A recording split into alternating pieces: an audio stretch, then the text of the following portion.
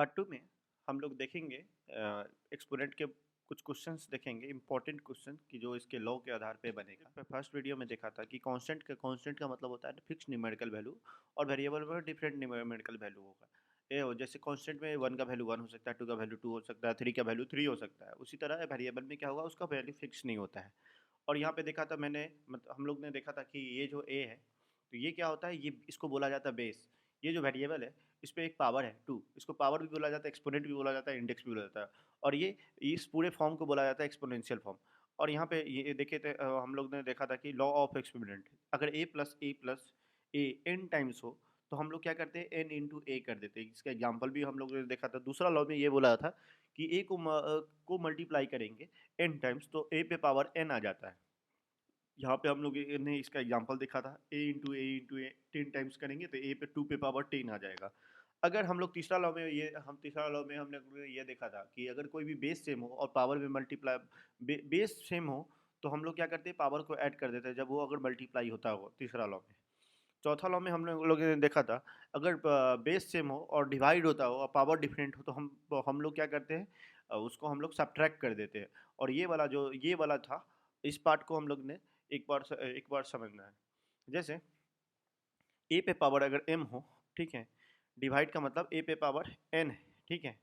और अगर हम बोला जाए ए पे पावर, ठीक है, इसको अगर हमको इस फॉर्म में लिखना होगा तो ए पे पावर m को अगर हमको इस फॉर्म में लिखना होगा तो हम लोग ऐसे लिखेंगे, ए पे पावर माइनस m लिखेंगे, इस फॉर्म में लिखेंगे ये। तो इसी तरह इसी के हिसाब से अगर देखा जाए तो ये क्या हो जाएगा, ए पे पावर ये तो 1/a पे पावर n इंटू ए पे पावर माइनस m, ये लिख सकते हैं। और इसको आगे देखेंगे, जब बेस सेम होता है और मल्टीप्लाई होता रहे तो पावर को हम लोग ऐड कर देते हैं। तो 1/a पे पावर n और प्लस यहाँ पे माइनस m।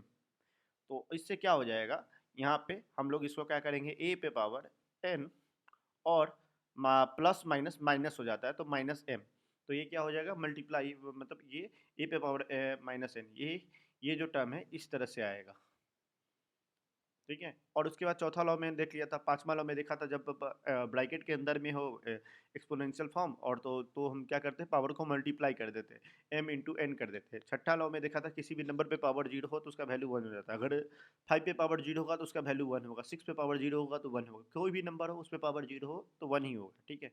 ए पे पावर माइनस वन हो तो उसका वैल्यू हो जाता है 1/a हो जाता है। आठवां लॉ में हमने लोग ने देखा था, a/b पे पावर होल पे, इस पे ब्रैकेट के पे पावर अगर माइनस एन हो होल पे तो उसका वैल्यू हो जाता है b/a पे पावर n, ठीक है। इसका एग्जांपल भी देखा था। इसमें कुछ कंडीशन है, अगर इफ x पे power m is equal to x पे पावर n हो तो क्या होगा इसका वैल्यू, इसका मतलब होगा m is equal to n। दसवां लॉ ये था कि माइनस ए वन पे पावर अगर x हो is equal to when x is even, x अगर इवन होगा तो उसका वैल्यू क्या हो जाएगा, इवन नंबर क्या होता है, 2 4 6 8 ये। तो इस पे पावर अगर 2 है तो माइनस वन है, मतलब उतने बार मल्टीप्लाई होगा, माइनस माइनस प्लस हो जाता है। 11 नंबर में ये क्या था, 11वां लॉ में ये था, माइनस वन पे पावर ये एक्स हो, एक्स उसका वैल्यू अगर माइनस वन हो तो when x is odd. Odd मतलब जो 2 से डिवाइड नहीं हो, तो 3 हो सकता है, 5 हो सकता है, 7 हो सकता है, 11 हो सकता है, इस तरह का फॉर्म। तो उसमें क्या हो जाएगा, मल्टीप्लाई। यहाँ देखा था एग्जाम्पल, प्लस प्लस क्या होता है, प्लस प्लस में मल्टीप्लाई हो प्लस होगा, प्लस माइनस में मल्टीप्लाई हो तो माइनस होगा, माइनस प्लस में मल्टीप्लाई हो तो माइनस होगा, माइनस माइनस में हो तो प्लस होगा, मतलब माइनस माइनस में हो तो प्लस होगा, ठीक है। पार्ट 2 में हम लोग देखेंगे कुछ इंपॉर्टेंट क्वेश्चंस और यहाँ से स्टार्ट करेंगे पार्ट 2। पार्ट 2 में हम लोग देखेंगे कि इसमें सिर्फ क्वेश्चन ही देखेंगे और इम्पोर्टेंट क्वेश्चन देखेंगे, एक आर.एस. अग्रवाल, एक पियर्सन। ये दो बुक है और दो बुक से का ही ज़्यादातर इसमें क्वेश्चन आपको मिलेगा। जैसे पहला क्वेश्चन हम लोग इजी टाइप क्वेश्चन लेते हैं। तो अगर पहला क्वेश्चन देखा जाए तो देखा जाए 6 पे पावर अगर माइनस वन हो और प्लस, सॉरी प्लस नहीं माइनस, और माइनस 8 पे पावर माइनस वन हो तो उसका वैल्यू, और प्लस टू पे पावर माइनस वन हो और माइनस 3 पे पावर माइनस वन हो और यहाँ पे दोनों में माइनस वन और यहाँ भी माइनस वन हो तो इसका वैल्यू क्या हो। इसको सॉल्व करने का सबसे पहला तरीका है, क्योंकि हम लोग को पता था कि ए पे पावर अगर -1 होता है तो उसका वैल्यू क्या हो जाता है 1 ए। तो इसी को देखते हुए पहले ब्रैकेट के अंदर का सॉल्व करेंगे, तो इस दोनों का वैल्यू क्या हो जाएगा 1/6 -1/8। इस कंडीशन को देखते हुए इससे ये सॉल्व होगा, ये एक्सपोनेंट का लॉ है। प्लस इस पे पावर -1 था और यहाँ पे क्या था 1/2 -1/3, इस पे भी पावर क्या होगा -1। अब इसको हम लोग सॉल्व करेंगे, ये तो सिंपल है कि क्या करना पड़ेगा, ये दोनों को सॉल्व करना पड़ेगा। तो इस दोनों को सॉल्व करेंगे तो 8 और 6 का इसका एलसीएम लेंगे, 6 और 8 का, तो 6 और 8 का एलसीएम आ जाएगा आपको 24 24। और ये कितना हो जाएगा आपको 24 हो जाएगा, एक 4 - 3 और यहाँ आ जाएगा -1 प्लस, और ये क्या आ जाएगा 3 माइनस, इसका एलसीएम आ जाएगा 6 और ये 3 - 2 हो जाएगा और इसका पावर हो जाएगा -1।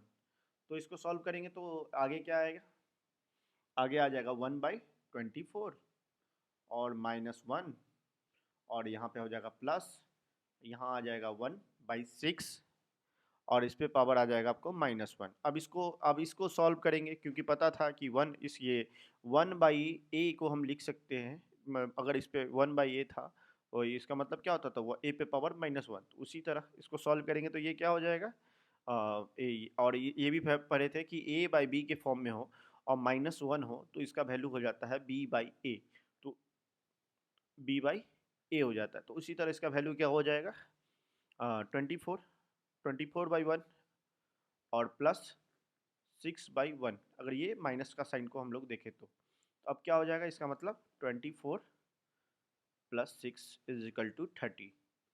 ये था ये सिंपल सा सवाल। अब दूसरा सवाल एक और देखेंगे, जैसे एक और सवाल है, तो ये भी एक्सपोनेंट के लॉ पे ही है। जैसे दूसरा सवाल देखेंगे, ये ब्रैकेट के अंदर 6 पे पावर अगर -1 हो और प्लस हो यहाँ पे, और ये भी ब्रैकेट हो और यहाँ पे हो जाए 3/2 और यहाँ पे पावर -1 हो और इसका -1 यहाँ पे भी पावर हो, तो इसको कैसे सॉल्व करेंगे। तो सबसे पहले हम लोग करेंगे कि ब्रैकेट के अंदर 1/6 दे देंगे यहाँ पे, प्लस ये हो जाएगा आपको 2/3 और इसको ब्रैकेट -1। अब इसको ऐड करेंगे तो क्या आ जाएगा 6 और 3 को का एलसीएम लेंगे तो आपको आएगा 6 और आपको 1 और प्लस आपको आ जाएगा 4, इस पे भी पावर आपको -1 होगा और इसके बाद क्या होगा 5 पे पावर 6, इसका भी पावर क्या होगा -1 और इसको हम लिख देंगे 6/5। ये था दूसरा प्रॉब्लम। ये भी किस पे ये सॉल्व हुआ, ये वाले लॉ पे, मतलब a/b पे अगर पावर -1 हो तो उसका वैल्यू b/a आता है ये। अब देखेंगे एक और सवाल, जैसे सवाल है आपको तीसरा, अगर a + b + c = 0 दिया हो, ठीक है, तो वैल्यू हम लोग को किसका वैल्यू फाइंड करना पड़ेगा, क्या फाइंड करना है, √अंडर x पे पावर a प्लस, मतलब x पे पावर a इंटू x पे पावर b और x पे पावर c। ये है एक्सपोनेंट का सवाल। जैसे इसको सॉल्व करने के लिए क्या होगा, इसको सॉल्व करने के लिए हम लोग ये तो स्क्वायर रूट का सिंबल है और इसमें क्या होता है ये मल्टीप्लाई के लॉ पे बनेगा। जैसे हम लोग ने पढ़ा था तो यहाँ पे देखेंगे a पे पावर m हो और इंटू a पे पावर n हो तो हम लोग क्या करते थे a m + n करते थे। उसी तरह इसको क्या करेंगे √अंडर x है, बेस तो तीनों में सेम है, x है x है x है, तो हम क्या करेंगे a + b + c। इसका अब ये क्या हो जाएगा √अंडर x पे पावर a + b + c का वैल्यू क्या है यहाँ पे 0 दिया हुआ है, तो यानी x पे पावर आपको आ गया 0 और आपको पता है भी किसी भी नंबर पे पावर a पे पावर अगर 0 हो तो उसका वैल्यू 1 होता है। इसका प्रूफ भी देखे थे पार्ट 1 में, यानी x पे पावर 0 होगा तो इसका वैल्यू क्या होगा √1 और √1 का मतलब हुआ 1, इसका वैल्यू होगा 1। अब दूसरा सवाल हम लोग देखेंगे, इसमें कुछ इम्पोर्टेंट सवाल है मतलब ये चौथा सवाल है इसका। चौथा सवाल में आपको देखेंगे, अगर 2 पे पावर n-7 हो इंटू 5 पे पावर n-4 हो तो इज इक्वल टू 1250 होगा। तो इसको कैसे सॉल्व करेंगे, क्योंकि इसमें तो बेस भी सेम नहीं है और पावर भी सेम नहीं है, इसको कैसे सॉल्व करेंगे? इसको सॉल्व करने का एक तरीका है, वो हम लोग देखेंगे। 2 इसको तोड़ देंगे एक्सपोनेंशियल फॉर्म में, तो 2 पे पावर n-4 लिख सकते हैं और इनटू यहाँ पे क्या देंगे, 2 पे पावर -3 देंगे, क्योंकि पता है जब बेस सेम होता है तो पावर जुड़ता है। मतलब अगर हम इसको देखा जाए तो ये क्या हो जाएगा, ये पावर n, ये दोनों बेस सेम है तो 2 लिखेंगे यहाँ पे, और ये क्या करेंगे n-4 और -3 लिखेंगे, यानी जोड़ ही कर रहे हैं तो क्या होगा, 2 पे पावर n-7 होगा। तो इसको हम तोड़ दिए बस, इंटू 5 पे पावर n-4 लिखेंगे, इक्वल टू 1250 होगा। ठीक है, अब देखेंगे इसका कैसे सॉल्व करना है।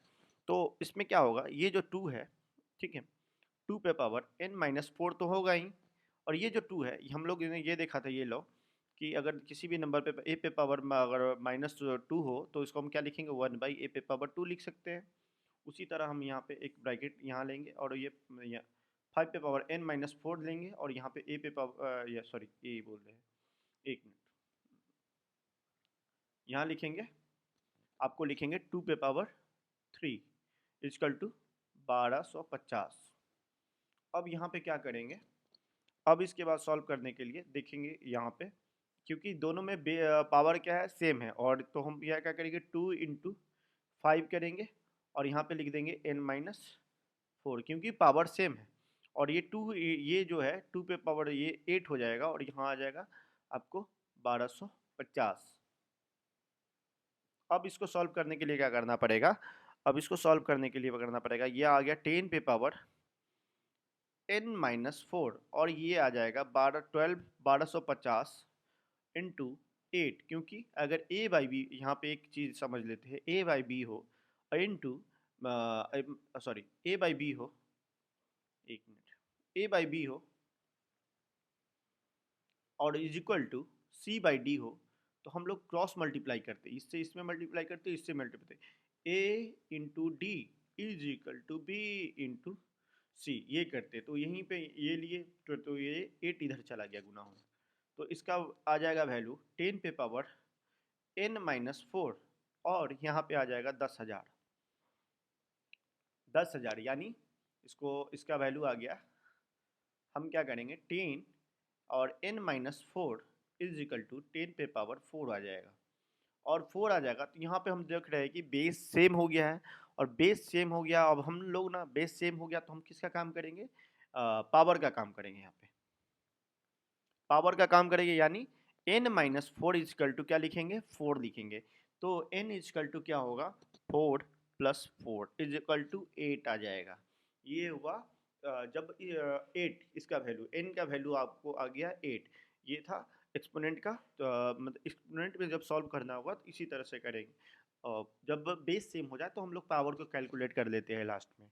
ठीक है, अब इसके बाद हम लोग देखेंगे दूसरा सवाल, ये इंपॉर्टेंट सवाल है, पांचवा सवाल,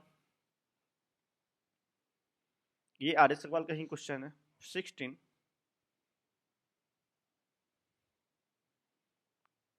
इंटू 2 पे पावर n+1 माइनस 4 इंटू 2 पे पावर n बाई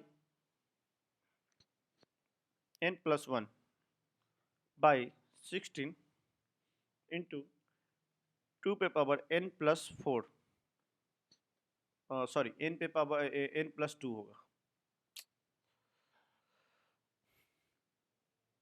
n पे पावर n+2।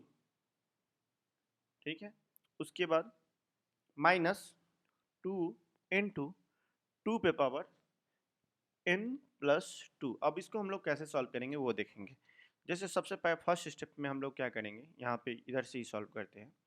तो 16 को हम लोग तोड़ने के लिए क्या करेंगे, 2 पे, अगर 16 को अगर हम बोला जाए 2 पे पावर 4, 2 पे पावर 4 लिख सकते हैं, क्योंकि 2 इंटू 2 4 हो जाता है, और फिर 2 इंटू 2 4 हो जाता है, यानी 4 इंटू 4 16।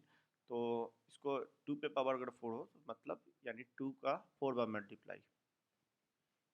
तो उसी तरह से हम लोग 2 का पावर ये लिख दिए। अब यहाँ पे लिखेंगे 2 पे पावर n प्लस 1 माइनस 2 पे पावर 2 और इंटू 2 पे power n।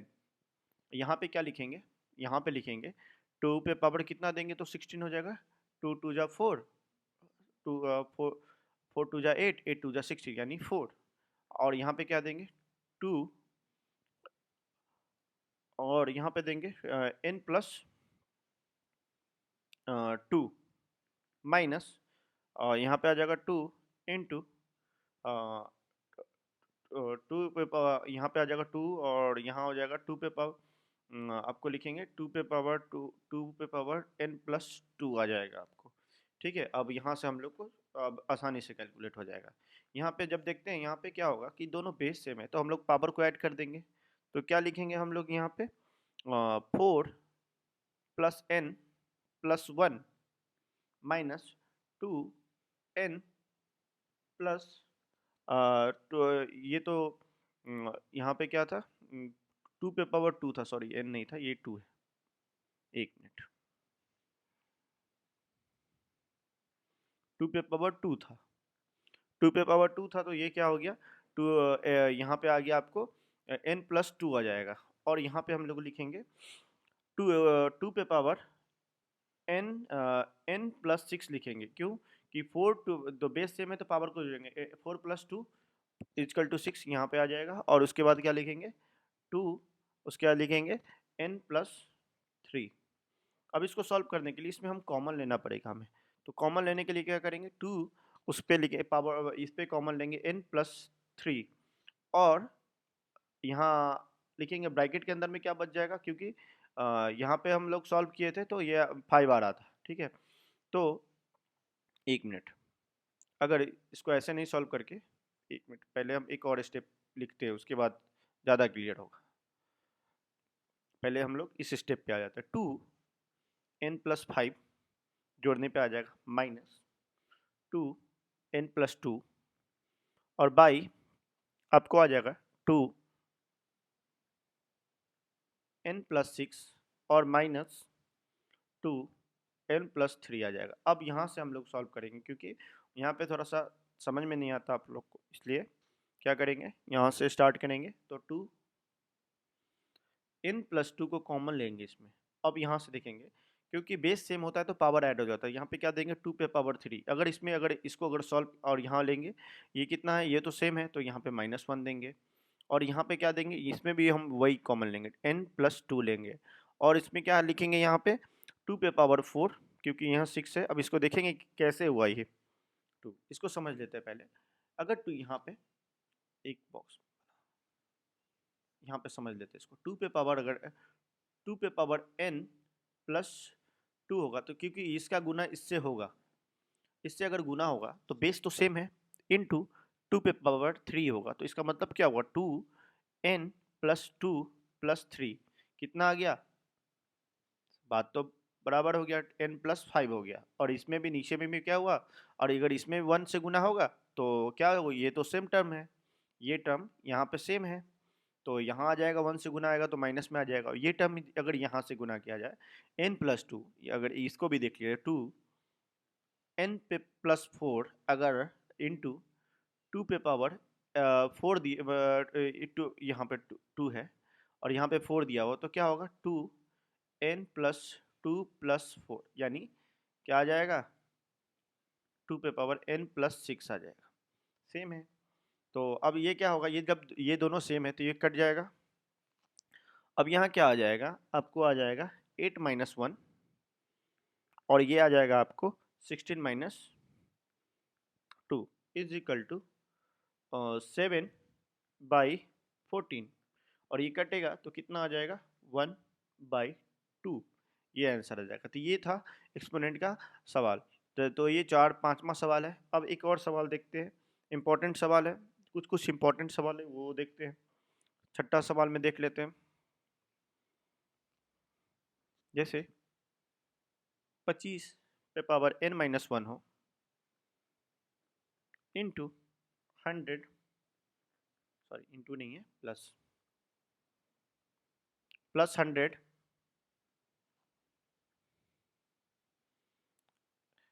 Is equal to 5 पे पावर 2n-1।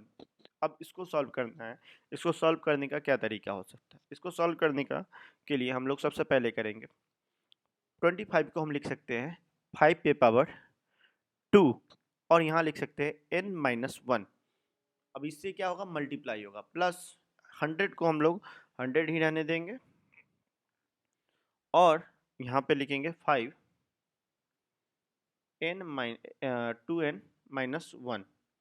अब इसको आगे कैसे सॉल्व करेंगे? तो यहाँ आ जाएगा 5,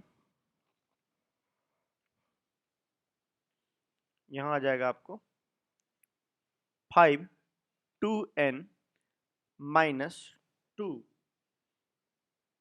और प्लस 100 इज इक्वल टू 5 पे पावर 2n-1।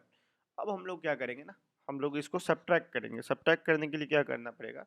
ये वाले टर्म को उठाकर इधर ले आएंगे, तो इसको 100 को इधर ही रहने देंगे और इसको 5 2n-1 और ये ड्यू टू ट्रांसपोजिशन ये जो इधर जाएगा तो इसका साइन चेंज कर जाएगा, साइन चेंज होगा यानी 5 2n-2 आ जाएगा।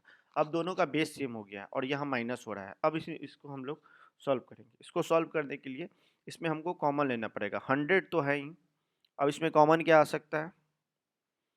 5 इसमें 2n-1 है और इसमें 2n-, तो इसमें हम 5 लिखेंगे, ठीक है 5 और यहाँ लिखेंगे 2n-2 लेंगे कॉमन और यहाँ पे लिखेंगे इसमें क्या आ जाएगा 5। अगर 5 पे पावर 1 देंगे और यहाँ पे देंगे -1 तो ये कॉमन आ जाएगा। कैसे? ये वाला टर्म देखते हैं 5 क्योंकि इससे गुना होगा इसमें और फिर इससे गुना होगा इस टर्म में, तो इसमें गुना कैसे करेंगे? 2n-2 इंटू 5 पे पावर 1। इसको सॉल्व करने के लिए क्या करेंगे?